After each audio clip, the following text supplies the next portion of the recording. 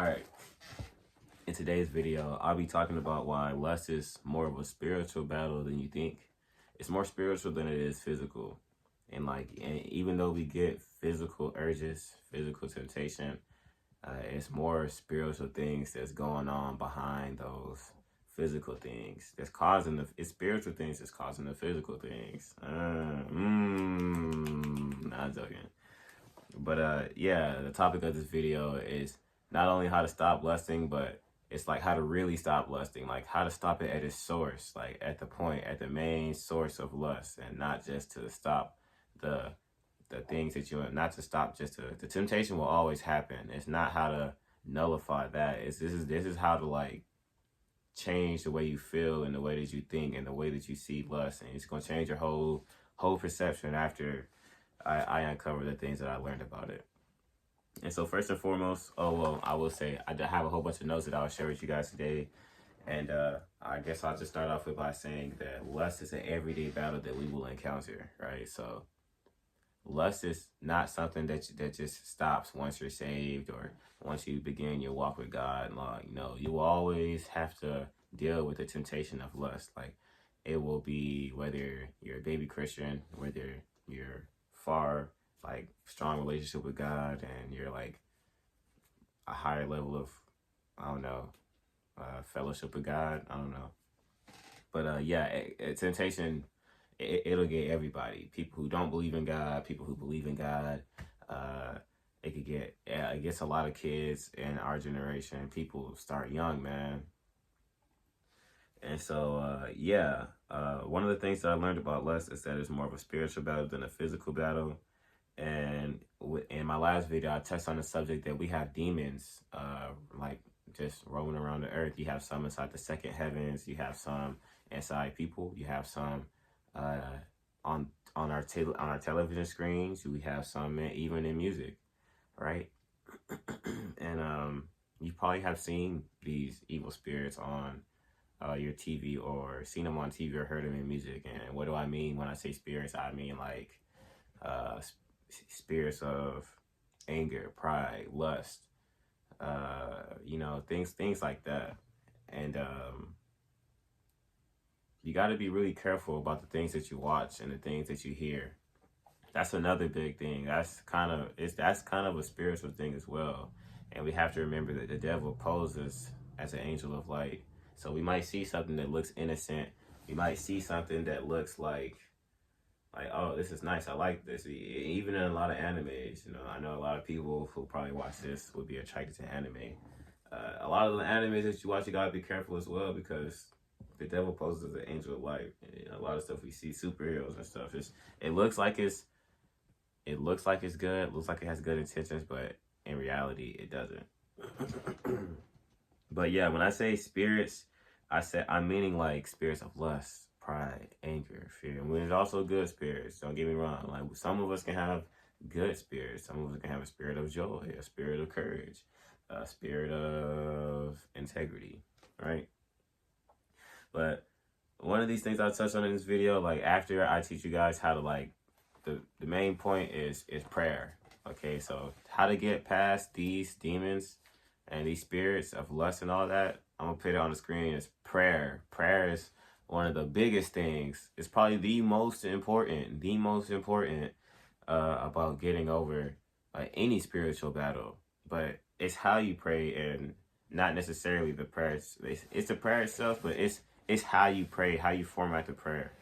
And the number one thing that you can do when you pray against any spiritual battle, and this way will give you like it'll give you like, what's the word I'm looking for? Victory, salvation. It'll give you salvation over any spiritual battle that you face. All right, so when you pray against this spirit of lust, anger, pride, or any type of spiritual battle, the first thing that you want to do is call this spirit out by its name, right? If you don't know the name of the spirit, you can call it out by its general purpose, right? And when you do this, you're basically like praying like with pinpoint accuracy. Like it's like the first step to praying with pinpoint accuracy. Like you're praying with a purpose. Like you're not praying to pray on multiple subjects. Like You touch a little bit here, you touch a little bit on lust, you touch a little bit on anger, touch a little bit on pride. Like, it'll be better just to cancel out all of it at once at its main source, because one spirit can cause you to multiple things. You might watch corn and then end up masturbating, and that might lead you to be short-tempered with your family. But instead you pray to not be angry instead of what's causing you to get that frustration or something. And so, yeah, you want to pray, you want to call it out by name. You want to kill it at its source. You don't want to kill something that wasn't even, it really wasn't even a main factor to begin with. So you want to call it out by name or call it out by its general purpose. And when you do this, you won't pray. Okay, so these are my notes that I have on it. So I might repeat the things that I've said.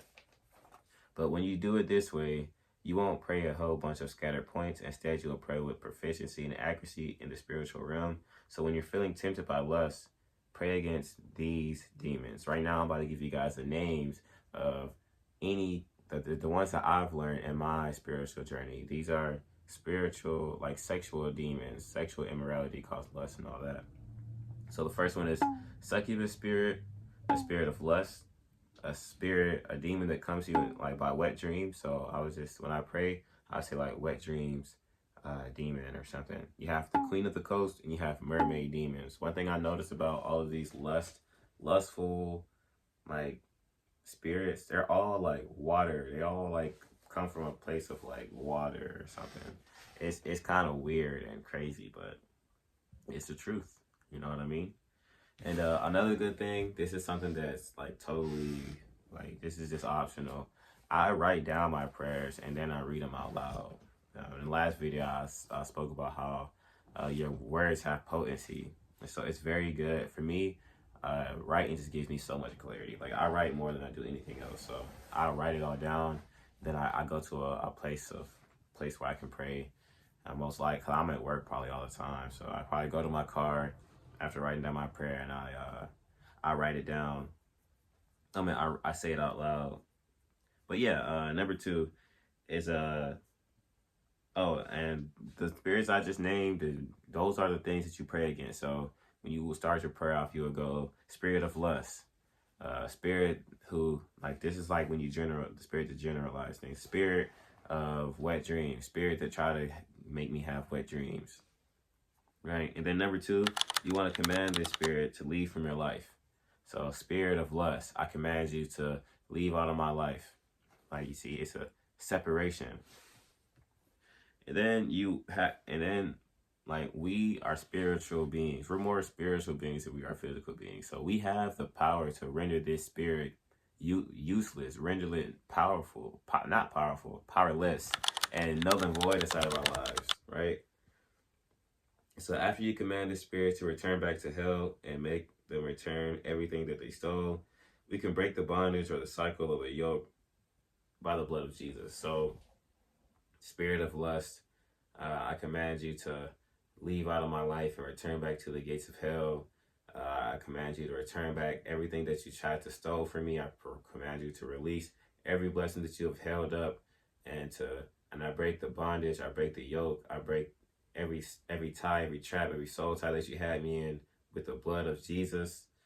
You will ask God to fight against those that fight against you. You will ask God to send his fire, his thunder, his lightning. Don't pray a nice prayer against these spirits. These spirits have held up blessings for you. These spirits are dangerous spirits. They ruin marriages. They ruin relationships. They distract us from our purpose. Our young men like myself, they distract us from our purpose. Like, right now, man, we should. There's so many people my age who are focused on, like, finding a girl or something like that, or a wife. And I'm just like, right now, we're supposed to be chasing our purpose, and a woman is our helper. So God will put a woman, our wife will be attached to our purpose. Our wife will be attached to our purpose. A woman is our helper, so she will help us, like, to our purpose. That's a teacher for another day, though. But yeah, that's how you would pray against one of these demons. You would then use the blood of Jesus to break the bondage, the yoke that it once had you in, to break the cycle, right? and then you will receive your salvation. And so the way that you receive your salvation is by, well, first and foremost, don't pray a powerful prayer like that and then just do nothing, right? You have to receive your salvation. And the way that you receive your salvation is there must be a separation. There must be something that you give up in the world to gain that spiritual, like, discipline, right? And so if you're struggling with lust and sexual sin, you must be ready for a separation. Delete apps, restrict websites, delete Instagram. If you got Twitter, delete it. I'll say that right now. If you got Twitter, man, I don't even think there's a point to even stay on Twitter. Just delete it. Delete it. Delete it. Delete it. Delete it. Delete it. But yeah, you can restrict websites on Safari. I might put a little box right here to show you guys how to restrict a certain website if you have iPhone. I don't know how to do it if you don't have iPhone. That's unfortunate. But if you have iPhone, I might put something like right here to show you how you can restrict websites. If you don't know how to do that, you can look it up on YouTube. It's super easy. But restrict websites, if you go into a place, this is where it's kind of like physical, but it's for your spirit. Like, stop letting the temptation, stop giving the temption a way in. Like, you got to close your gates. You have to close your gates, your eye gates, your ear, what you hear, what you see, what you eat, what you smell. If you go into a place where you know it's women that you can't control yourself, like the gym. I go to the gym a lot. I go to the gym at 3 a.m. now. I don't go to the gym when it was a problem. But now it's just in my schedule to go at 3 a.m. But I had to stop going to the gym when there's other women at the gym. Had to delete. I detach myself from social media. Well, you don't always have to delete your account. You could probably make a new account or unfollow the people that you once followed. And, it has to be a renewal. It has to be a renewal. You can't do the same thing. You can't pray for a change and expect a change when you do the same thing, right? So you have to receive your salvation after the prayer. And and so this is what I got in my notes. But you have to be ready to give up something, and 9 times out of 10 is something of this world. The reason for this prayer is for salvation and separation, because lust will attack you after this, but the difference is, you no longer are a slave to the urges, and now you have a revelation of where this temptation is coming from. Now like, when you receive this temptation, it's the devil trying to literally, like, bring you back into that bondage that he once had you in.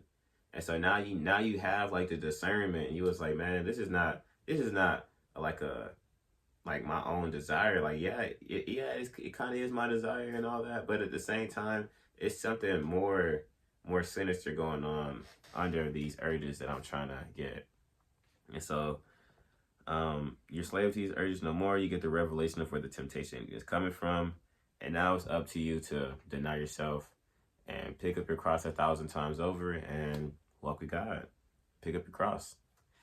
But that'll be the conclusion of today's video. Really short video. I hope this video really helped somebody today. And that's pretty much it. Peace.